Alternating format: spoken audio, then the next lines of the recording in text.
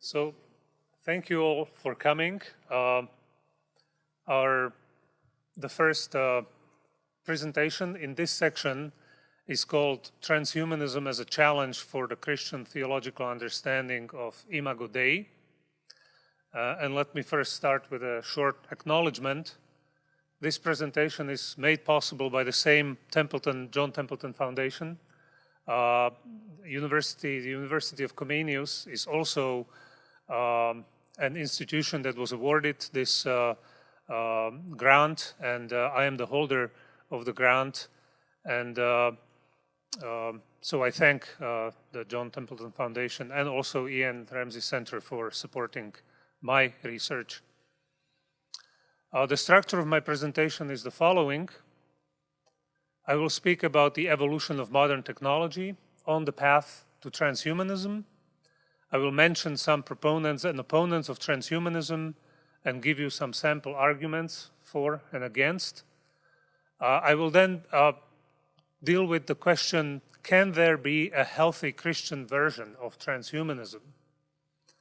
And finally, I will speak about the Christian doctrine of Imago Dei and its relationship to transhumanism.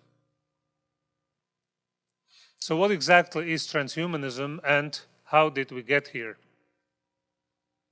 We got here following 4 industrial revolutions that you can see depicted on the screen behind me. With the first revolution was about steam power. The second one brought electricity and electrical gadgets, appliances, machines. The third one, electronics, computers. But it is the fourth one that is really crucial for the kind of advancement that makes transhumanism and its goals realistic and possible. We are talking here meaning the fourth industrial revolution, we are talking about the following advances in science and technology. Advances in information technologies and artificial intelligence, advances in the biological sciences, including genetics, reproductive technologies, neuroscience, synthetic biology, and advances in the physical sciences like nanotechnologies, quantum mechanics, and so on.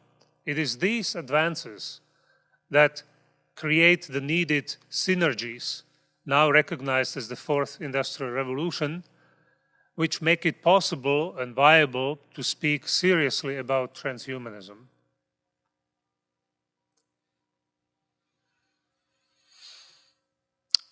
Let me speak briefly about the main masterminds behind this movement. First of all, the biologist Julian Huxley. He is generally regarded as the founder of transhumanism, one of the first people who actually mentioned the term. And then Max More, he's the founder of Extropy Institute in 1992.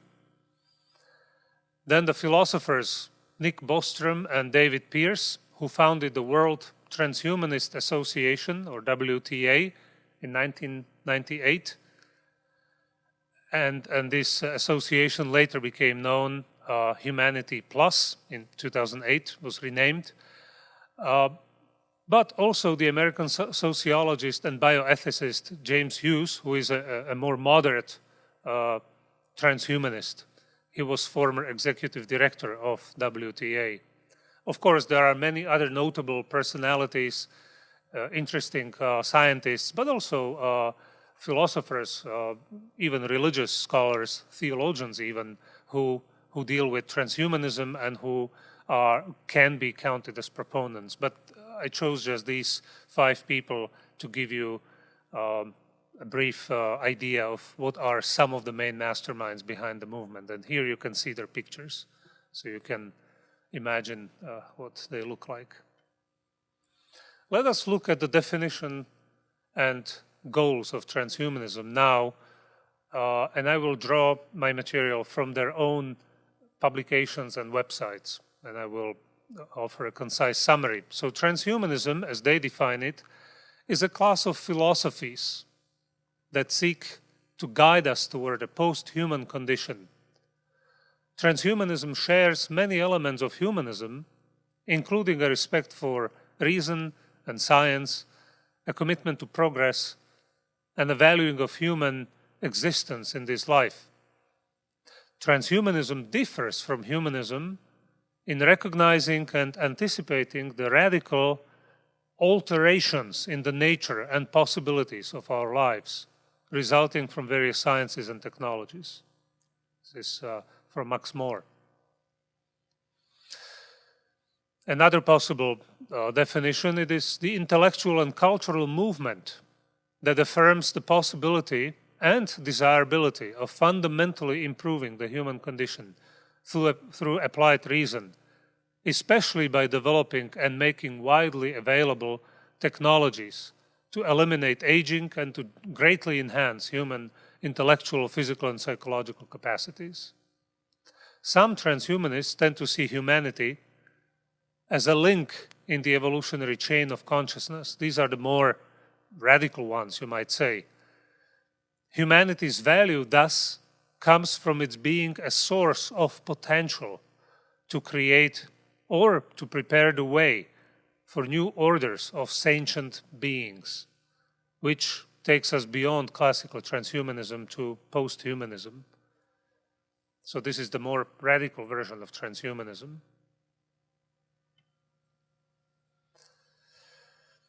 Through a process of human-directed evolution, humans can and should enhance themselves, so transhumanists say, beyond what is naturally human, including a radical extension of healthy human life. That's the strive for immortality that is sort of nascent to this movement. To be included among civil liberties, they propose that we should include 3 new civil liberties. And that is the cognitive liberty, that means enhancing the capacities of human mind, human intellect, by means of chips or genetic engineering. Then morphological freedom, which means adjusting your bodies in any way, shape, or form you desire. And procreative liberty, which refers to designing your offsprings by means of technologies.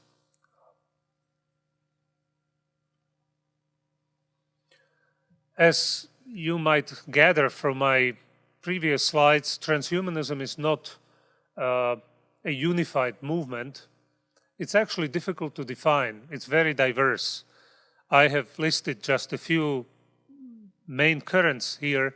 Extropianism, which is this notion of radical evolution, technologically enhanced evolution of the human species, and this optimistic vision that humanity will progress sort of inevitably to these higher levels.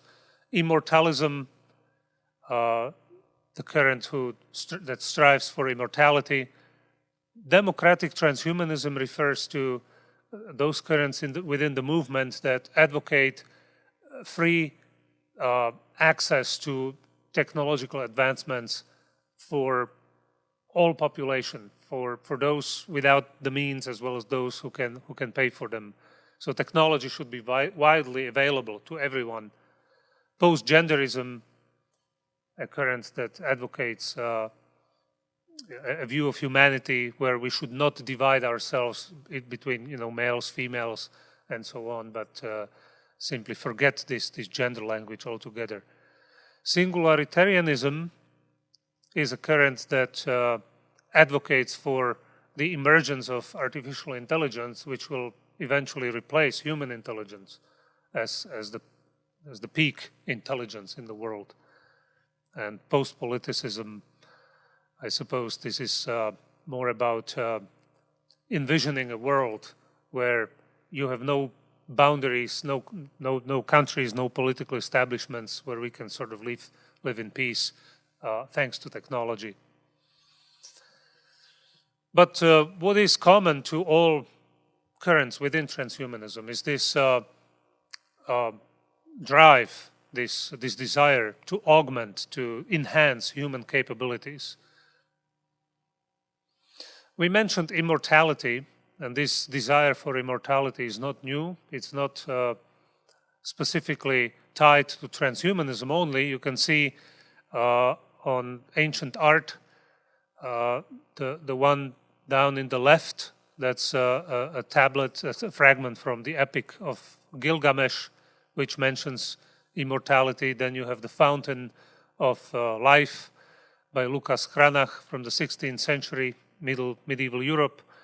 And then the white rabbit mixing an elixir of life, that's from the Chinese mythology. So you can see this in all human cultures virtually, this desire for immortality.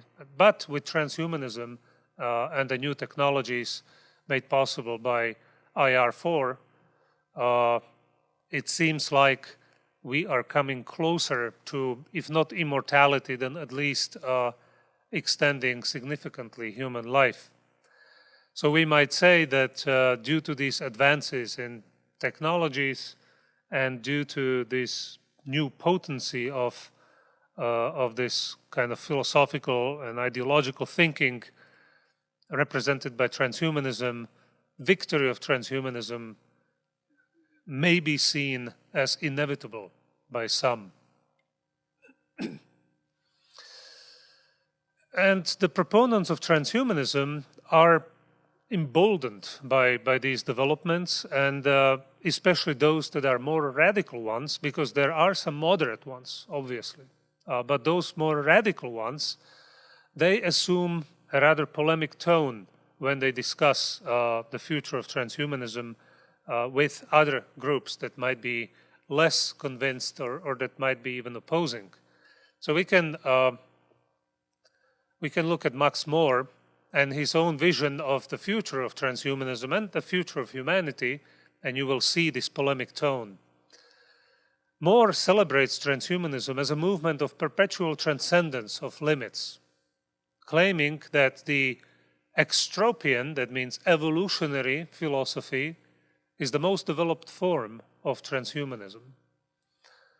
He says, I quote, "The extropian rejects the common culture of negativity, the focus on negatives, the defense of stagnation and tradition, and advocates a surging forward into a bright future. Extropian transhumanism embodies the extropic principle of dynamic optimism. Unlike faith's unquestioning belief in a superior realm to be bestowed on us through divine agency, dynamic optimism is an internally generated motivation for progress."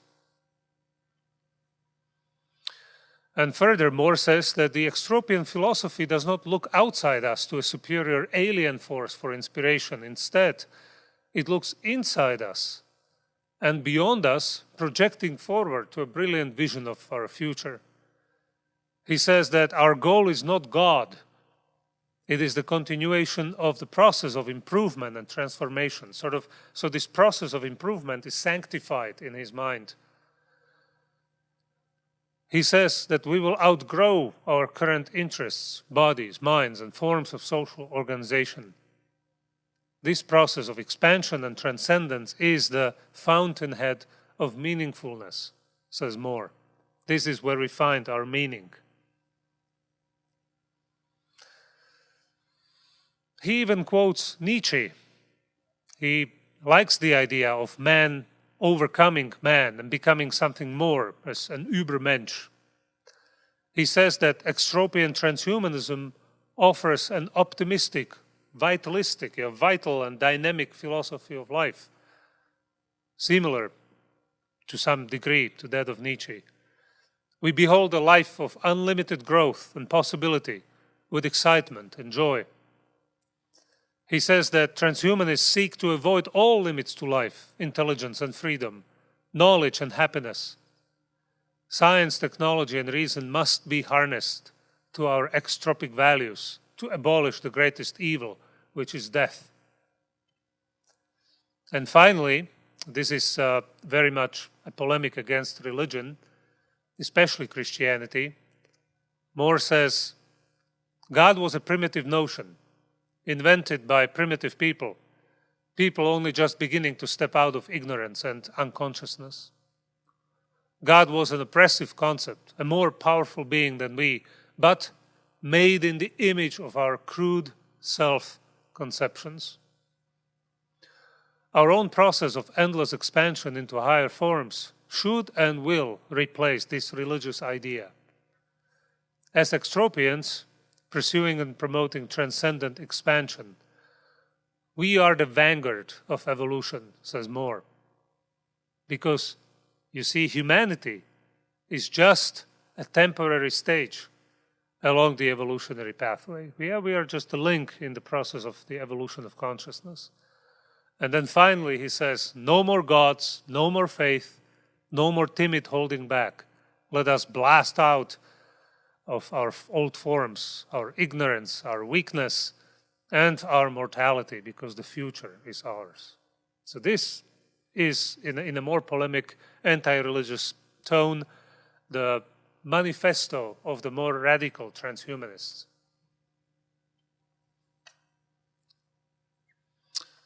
And the sentiment can be observed based on some sociological studies that have been conducted recently. William Bainbridge quotes one such study where people were asked about the future and if they see any future for transhumanism. And basically the conclusion was that many people are convinced that evolution will be accelerated by means of technology, and humans could in fact become like gods, and in so doing maybe they will put conventional religion out of business. So this is becoming, it seems to be a growing sentiment among those inclined to follow transhumanism as their new philosophy of life. So is conflict with religion and Christianity specifically inevitable based on these statements? And many will say yes, and we have those who criticize transhumanism, again, especially those more radical currents within transhumanism. And I would like to offer a summary of those critical ideas. So transhumanism is humanity's proud and utopian attempt at attaining paradise by its own wisdom and efforts. It is yet another Tower of Babel that will potentially crush its builders, and that has done much damage already, for example, in the eugenics of the Third Reich, or the loss of human identity that is upon us as we merge our identity with technology and social networks and so on. It confuses the meaning of perfection, and this is an important point. It confuses the meaning of perfection with strength, intellectual capacity, vitality, youthfulness.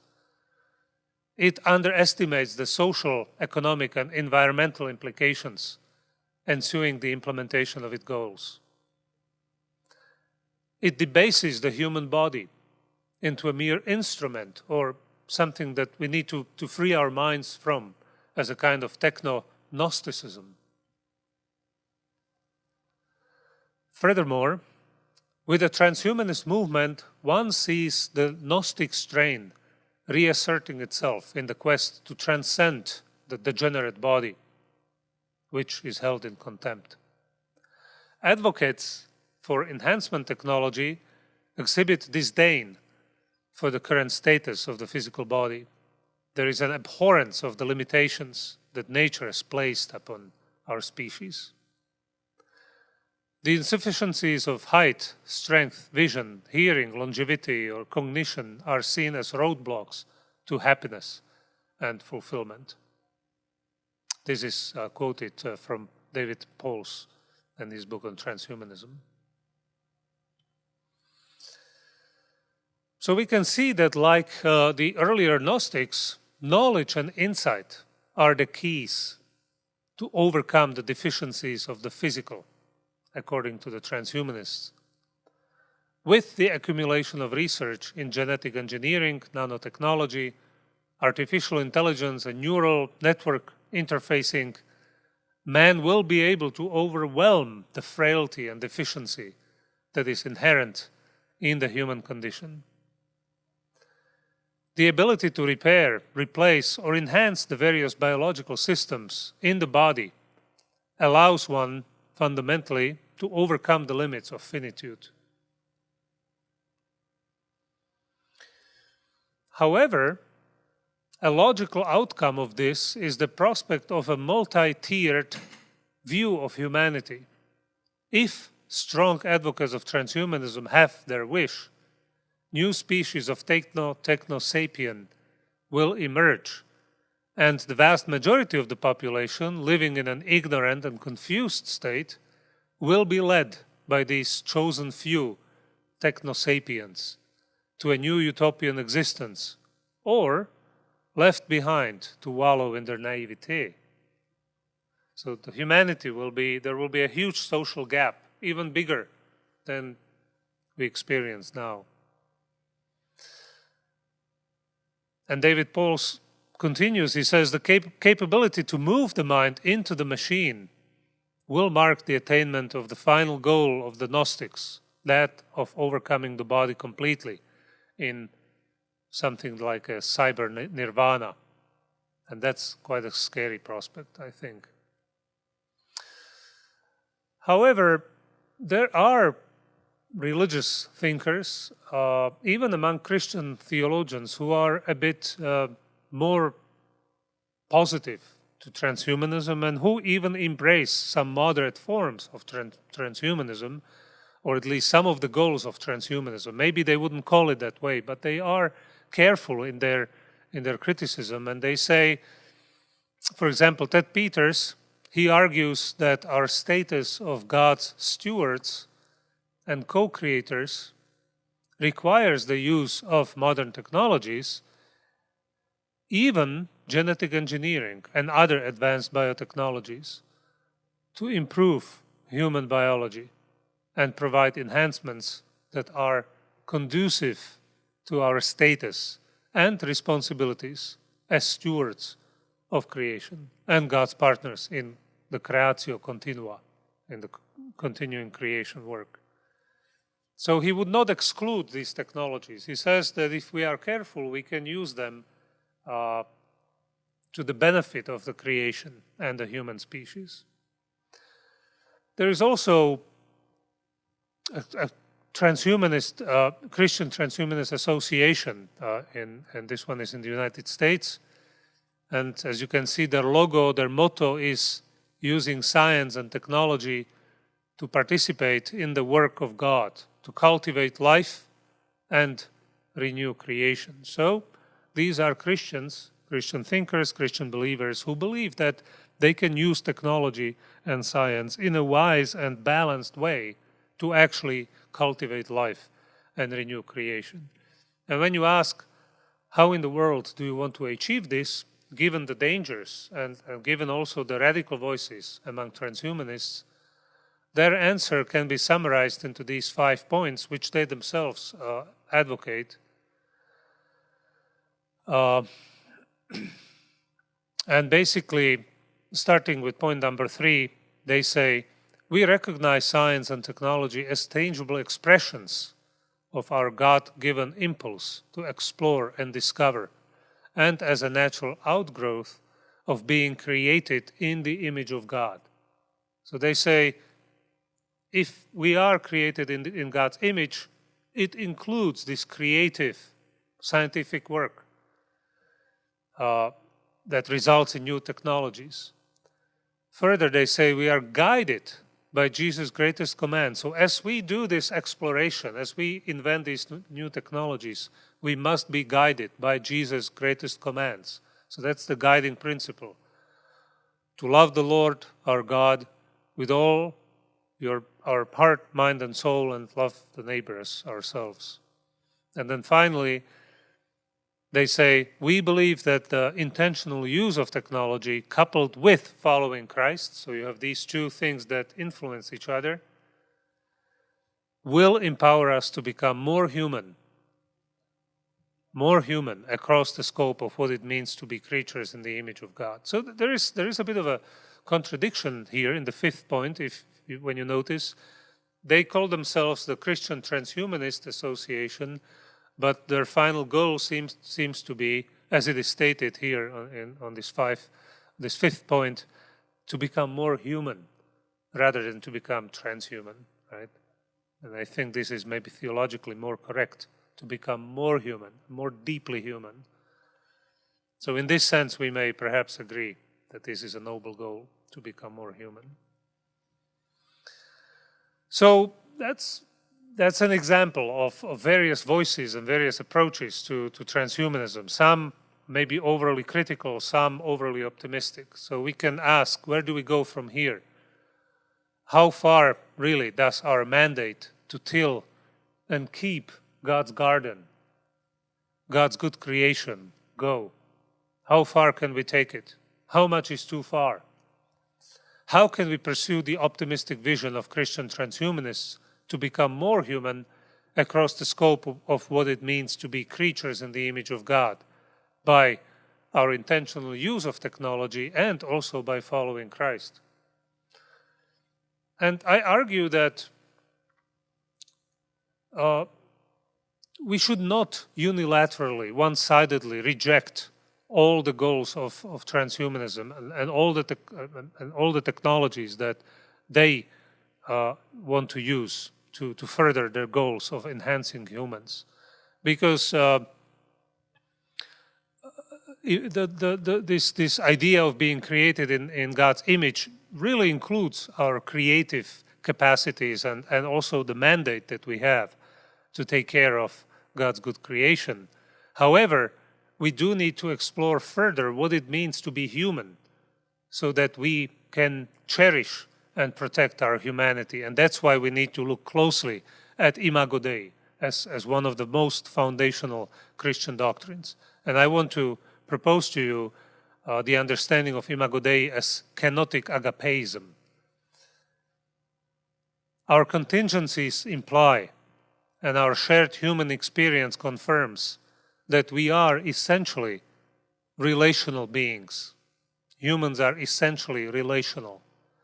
As biopsychosocial beings, we are born with an intrinsic porosity, using Charles Taylor's language, which means, porosity means that we are able to receive with trust the self-communication of others, and especially of the transcendent other, whom we call God. This relational dependency of humans is constitutive to who we are as humans created in God's image. That's what we believe as Christians. It is constitutive. If we presume that we are the sole and only ground of our own being, if we think that we are self-referential beings, we deny dependence on others, beginning with that other who made us in his own image. And this, in turn, invites a refusal of authentic companionship, as Elizabeth Beth Elstein rightly reminds us. So we must remember this relational dependency. Being created in God's image includes these two aspects, and we need to remember both of them. The structural relational aspect, which talks about our participation in the Trinitarian communion of love, because we are personal creatures with mind, intellect, able to love, able to relate, so therefore able to participate in God's communion of love.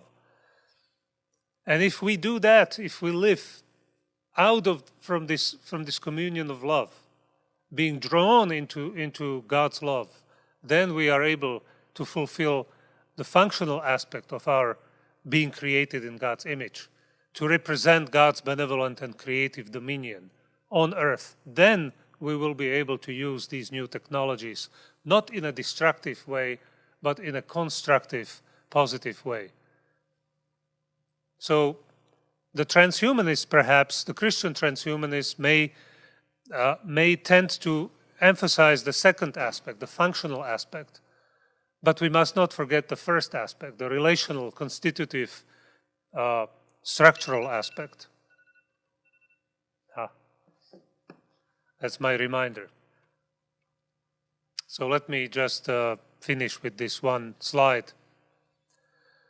In their reflections on what it means to be created in the image of God, Christians should emphasize the relational, participatory aspect as constitutive, not only to who we are as persons, but also to who we are called to be as God's creative ambassadors in His garden.